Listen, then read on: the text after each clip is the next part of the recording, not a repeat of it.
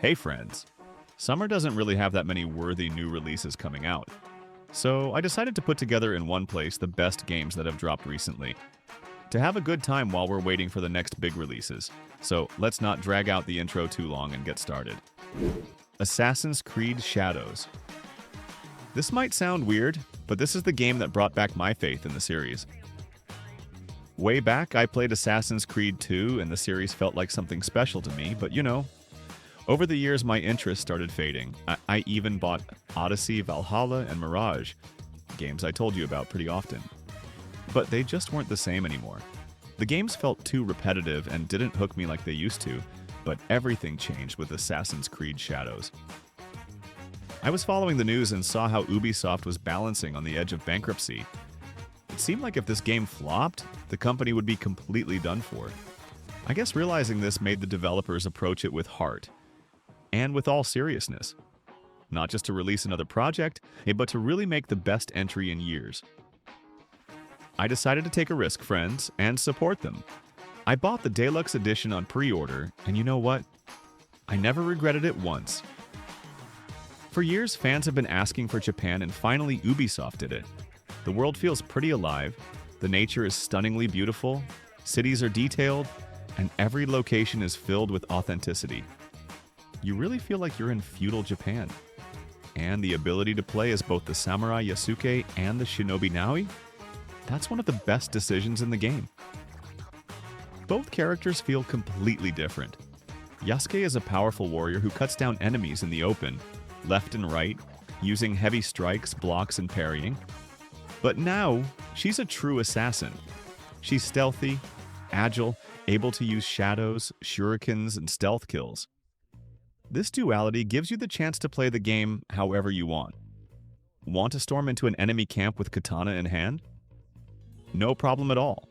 And if you love stealth, you can sneak through undetected using darkness and stealth attacks. In 2025, it's hard to impress anyone with graphics, but Shadows managed to do it. Environmental detail, lighting, weather effects, everything here is top-notch. And most importantly, friends, the game is properly optimized. Unlike previous entries where bugs and lag were already the norm, here everything runs pretty stable. Should you get this game? Well, if you love the old Assassin's Creed games, before the cookie-cutter RPG with parkour came out, then yes, you should at least try the game. Assassin's Creed Shadows isn't just a good game, it's the best entry in the series in recent years. Cool setting, polished gameplay, excellent combat, graphics and optimization. It's all here. Pacific Drive. This is how I'd imagine Stalker, but with a car. There's no active gameplay in the form of shootouts and battles. It's just you, the road, music, and your car.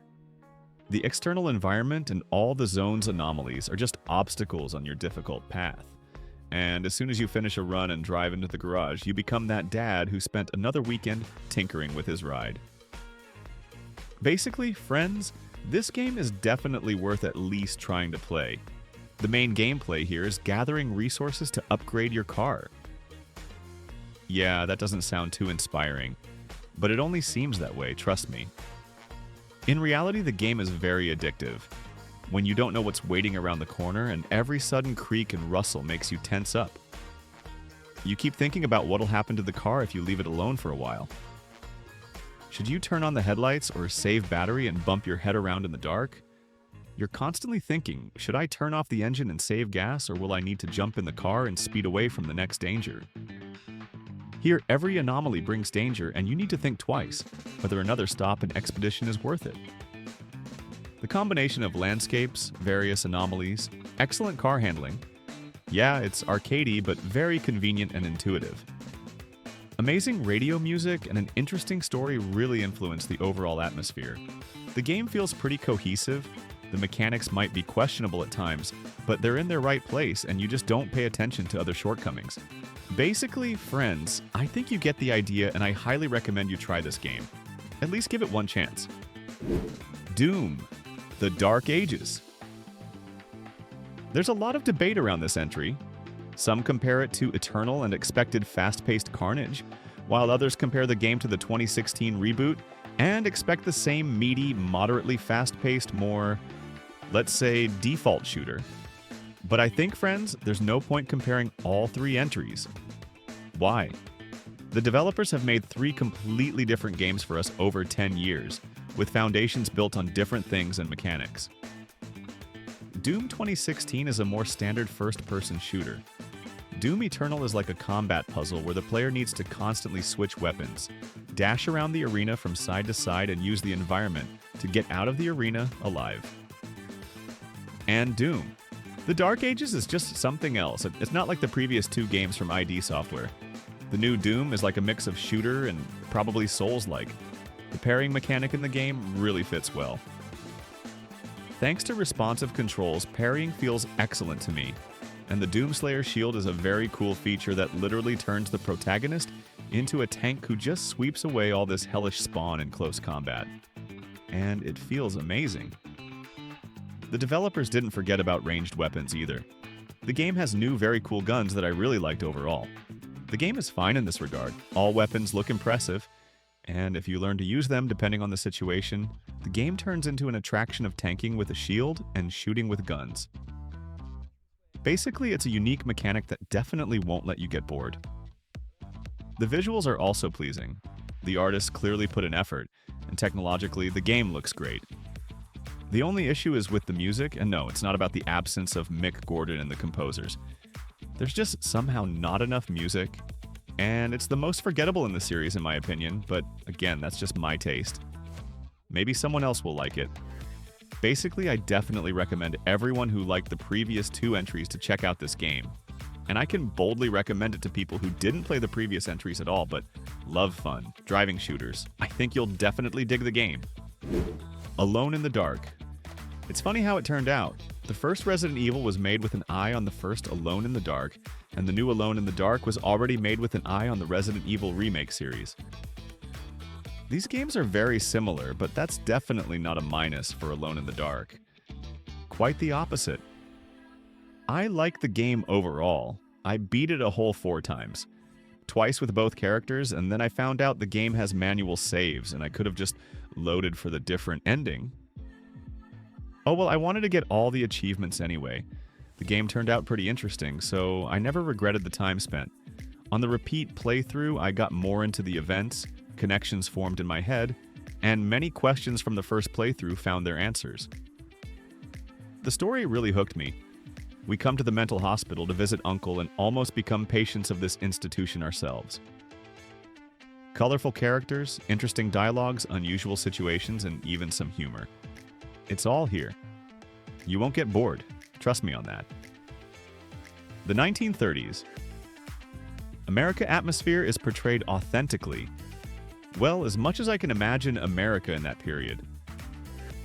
The sounds and music turned out well too. Different noises, creaks, rustles at the beginning of the game made me flinch. I recommend evaluating the game yourself. If you like the Resident Evil remake games, then the new Alone in the Dark should appeal to you too. Well, at least gameplay-wise, these games are very similar to me, but Alone in the Dark pulls ahead with its story.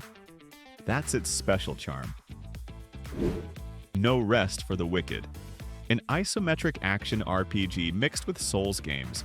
Cool, unique style and visuals, which also has crafting, resource gathering, house building, and in the future there'll be co-op and even PvP planned. And on top of all that, there's a very intriguing story in the spirit of dark fantasy. Challenging bosses, loot system, and even roguelike elements. Oh, and by the way, there'll be your own farm later. The game from the creators of Ori got many people excited, including me.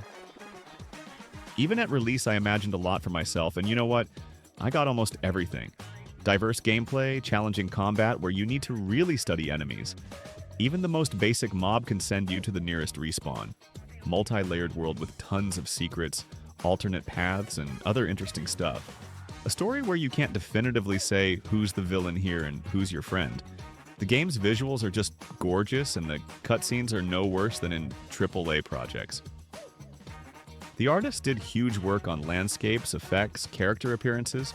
Basically, the visual appearance is definitely one of this game's strengths.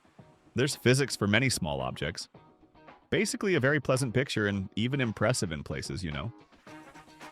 From Ori, it was clear that the artists and designers at the studio are among the best in the gaming industry. Guys, if you wanted to play a mix of Diablo, Path of Exile, and all that mixed with Dark Souls, welcome. Try it. I think you'll definitely dig this game. Mandragora, a game worthy of standing on the same shelf as Hollow Knight, the Ori duology, and Dark Souls. Mandragora looks, sounds, and plays just amazingly. You can feel it was created by a large team with a decent budget. The 10-minute credits listing everyone involved won't let me lie. And it's also an example of how well Souls and Metroidvania can combine in one package. From the first, there's a leveling system based on character stats that increase damage, weapons and skills depending on class. Plus, there are souls, bonfires, rolls, and parrying. From the second, there's thoughtful level design and beautiful 2D. Motivated backtracking, lots of secrets, and optional bosses. There's also an extensive crafting, alchemy, and cooking system that's smartly tied to resources that drop from mobs. And this whole cocktail, you won't believe it, friends, harmoniously combines, is fully utilized, and works. You can see that testing and balancing got special attention. Moderate difficulty, good length. By the way, in my case, a full playthrough took 50 hours. And there's huge potential for replayability since there are different classes and builds. And 2 small spoonfuls of tar in the honey barrel. The story and lore in the game, they exist, but they're minimal. The story is just a guide through locations, you know. And one more minor minus. A skilled young player will probably reach the finale in about 25 hours. But if you're such a casual like me, you'll have to... How should I put this gently? Grind a bit to fully upgrade crafting, create the best weapons and armor, gain a couple dozen extra levels so you don't fall face first in the mud after 10 seconds when meeting the next boss. But really, these are all minor things. We have a real diamond here. Basically, this is AAA in the genre. How should I call this genre? Let's say Metro Soulsvania. A project of this quality and polish comes out once every few years, if not once a decade, and this game fully justifies its considerable cost. So I recommend this game to you, friends, but you should definitely get it on sale at least. Alan Wake 2. Probably one of the most controversial games of 2023. Some found it stifling and uninteresting, while others were captivated by the continuation of Alan Wake's journey in his own book. I'm 100% in the second camp. I'll try to briefly go through all aspects. Graphics? Well, there's no need to explain here, friends. The game is graphically just at the highest level. Remedy's own engine, Northlight, works miracles. Story. Both the story itself and its presentation through various mechanics. Everything's excellent here. The only thing you could nitpick is the slight pacing issues. In places, such presentation might have suffocated someone, but that's purely subjective, of course. Gameplay. There are enough mechanics and they're diverse. Yes, many complain about the pointlessness of the caseboard for the main characters, saying everything in the game is clear anyway, but I think it's done more for immersion in the game world itself. Without the board, it's quite hard to navigate such a complexly constructed story, especially for those who play a couple hours a day. Not everyone has phenomenal memory, and the board helps remember what's what and moves the player further through the story. Basically, if you're a big fan of Remedy games, all this ultimately leads us to Alan Wake 2, a game where characters and references from other projects by the studio are intertwined. All these years the Finns were working toward this game, and it turned out amazing. I really hope I'll get to play new games from these guys in the future. Stalker 2 Heart of Chernobyl. This game causes a lot of debate and disagreement in the gaming community, so I'll say right away, I'll discuss the game completely neutrally and won't touch on or take any political position. Stalker 2 is a game that became legendary long before release, considering the entire development history. Over 15 years of waiting, we've seen the game's cancellation and closure of the previous GSC game world. Then we saw the studio's reincarnation, the game's reannouncement, and multiple delays over several years. This game was already legendary in both good and not so good ways. Stalker 2 took the best from the original trilogy concept, modernizing it according to new standards while not losing its signature features that we loved about the original trilogy. Besides that, the game heavily plays on nostalgic feelings, which is really great. We enjoy what we know and love, but now it looks more beautiful. The result is a simply magnificent mix that pleases both old fans like me and can attract a young new audience. Basically, friends, what can I say about Stalker 2? Compared to the original game, nothing was ruined or radically changed, only improved, updated, and expanded. This is good old Stalker. The enchanting atmosphere of post-Soviet post-apocalypse will absorb you, trust me, for a long time, and bring tons of enjoyment, so I recommend it. Kingdom Come Deliverance 2. A good recipe for continuing any game is not to reinvent the wheel, but to take what fans already love and just make it even better. Kingdom Come Deliverance 2 isn't just a worthy sequel. It's literally a collection of everything most beautiful the gaming industry can give you. Warhorse Studios managed to make the best historical RPG again. Beloved characters, crude salty jokes, love and friendship, respect and cooperation. For those who jumped on the hype train and got the second part, I highly recommend not rushing. The second part isn't going anywhere. Start with the first part. That'll be a double dose of enjoyment, trust me. Our protagonist gets thrown into such a whirlwind of events from the first minutes that time flies by while playing in a special, fast, and enjoyable way. The graphics became significantly better, although the first part, still plays great. They simplified combat slightly. Now, instead of 6 attack variants, there are 4. But all other combat principles remained the same. The beginning and immersion into the game is very well directed. And for those who didn't play the first part, there's a little primer on the first part's lore. They improved stealth, interface, and everything else is still a gorgeous adventure. And I really hope it's no smaller in scope. I think you'll agree with me that in our time of game development, it's very hard to believe such a game can come out now. But this is a masterpiece from the first 30 minutes. One that doesn't try to stretch timing with grind, but is filled with unique and interesting content. Pickpock Studio finally released the new Into the Dead, Our Darkest Days into early access. A side-scroller about surviving during the zombie apocalypse. In short, friends, I'd describe this game like this. It's This War of Mine from the Walking Dead world. You won't think of a better description. The game takes place in 1980 in the fictional Texas town of Walton, which found itself at the epicenter of a zombie apocalypse. You'll lead a group of survivors and try to save them from the chaos-engulfed city.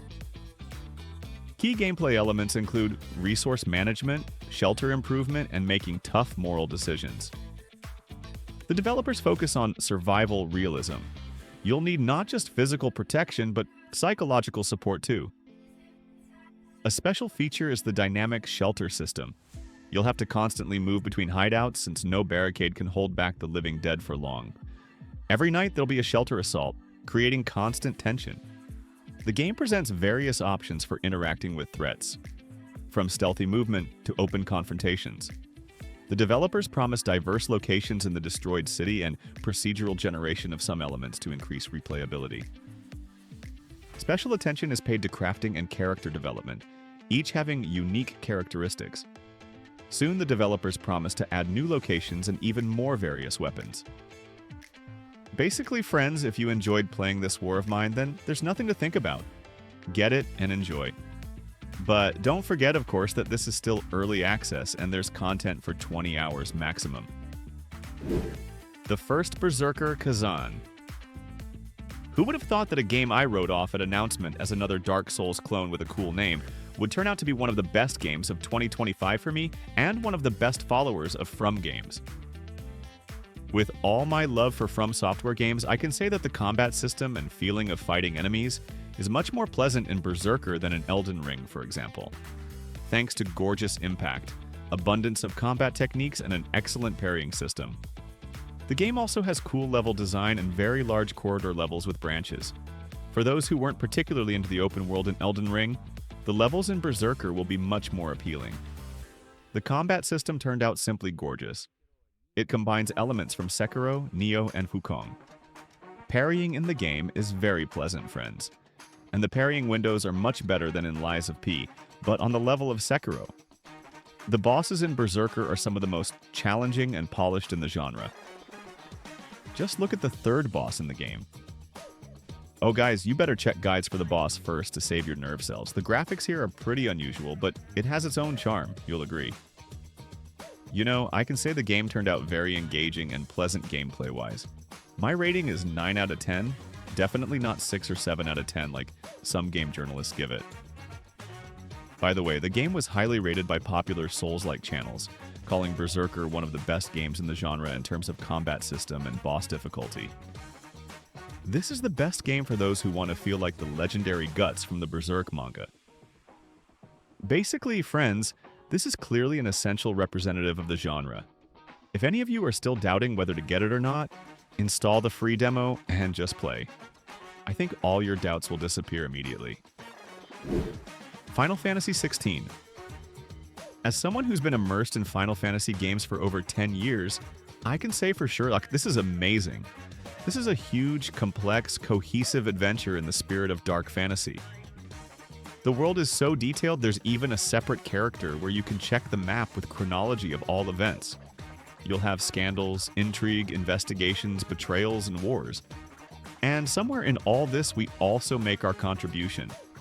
At first quite locally, but eventually becoming one of the key figures in this world. Story-wise, everything's excellent, nothing to complain about.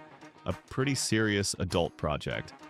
I won't tell you anything more about the story to avoid spoiling anything. I'll just say that the story is one of the strongest sides of this game. Gameplay-wise, the game moved more towards slasher, and not just any slasher, but a very lively one. There's plenty of room to go wild. Many options to adjust your build in terms of abilities, and tons of opportunities to create beauty on screen. Not just mash one button. Not Devil May Cry level, of course, but pretty close to it. Overall, it plays very, very pleasantly. In the end, friends, I got way more than I expected. By the way, Final Fantasy XVI was much more appealing than 15, and even the remake of the 7th part would take second place if not for nostalgia for the original. And my rating for this game is 9 out of 10. Definitely one of the best games in the last couple years. Nobody Wants to Die. Playing this game, I shed a tear for the beautiful first season of the series, Altered Carbon.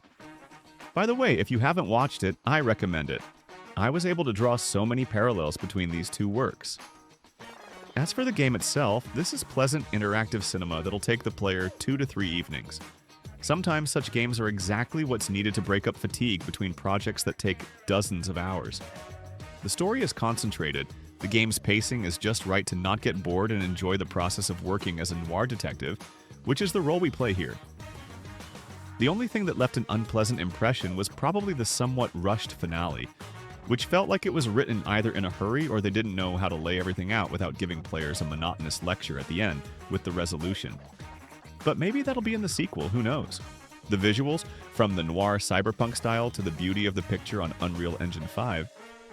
Well, friends, my respect. Special respect to the developers who managed to handle Unreal Engine 5. Nobody Wants to Die is very well optimized, and if you have a graphics card like RTX 3060 or 3070, you can easily play on high settings even in 2K resolution. And unfortunately, this is a rarity now. Usually Unreal Engine 5 games are horribly optimized, but thankfully this doesn't apply to this game. Black Myth: Wukong. This is exactly how a game for the people should look. This isn't a commercial project, this isn't propaganda of something, this is just a game made with love for its audience, its culture, and the gaming industry. I think many are already tired of all sorts of hyped projects before their release, with crooked optimization but with a beautiful candy wrapper that they promise us in trailers and gameplay videos. Various agendas focusing on minority oppression, gender relations, and other stuff. And it's very bad that all this ultimately affects competition in the gaming industry now. And that's putting it mildly. It's just terrible. And what I like about Wukong is that it's honest with its players. Everything the developers showed earlier in videos came true and even exceeded all expectations. Graphically, I'm even more amazed at how detailed the surrounding world and objects around us are. Just look at the detail of various temples, bosses, or armor and weapon design, and the musical accompaniment is like a separate art form. My verdict on Wukong is this. Against the backdrop of all the 2024 releases, the game really deserves the Game of the Year title, definitely not Astrobot. Well, no comment there. By the way, friends, which game would you give the Game of the Year 2024 title to? Write in the comments, it'll be very interesting to read. A game called Reka. In this game, absolutely everything is beautiful. The stunning atmosphere of a Slavic fairy tale where you're either the main hero or the villain. Everything depends on what experience you want to get in the end. Personally, I'm going down the path of Defender of the Old Gods in Nature. The soundtracks in this game are also beautiful. I want to hear more such pleasant melodies in future updates. Basically, special thanks to the sound designers. The building mode is just something else. I don't even remember when I was last so engaged in the process of furnishing a home in a game. The amount of furniture, interior items, and tiny details will amaze even the most sophisticated imagination. I searched for trinkets for my little hut with great interest. I spent the lion's share of my time in the game on furnishing my nest. But that doesn't mean there's nothing else to do in the game. As soon as I finished building, I could dive even deeper into this world and get unforgettable emotions from everything happening around. The world in Reka is thought out to the smallest detail, and you feel it from the first minutes of gameplay. The developers definitely put their whole soul into the game. That's why bugs and some minor flaws don't interfere with enjoying the gameplay. And I'm sure that in future updates, all rough edges will be fixed. And I just want to support this ambitious project and wish further development to the small indie studio. Thank you, developers, for your hard work. And that's all for today. Summer isn't the most packed season for game releases, but even so, you can find something to play. And soon we're expecting autumn, which will bring many interesting releases that I'll tell you about on this same channel. So subscribe so you don't get lost, and see you in future meetings.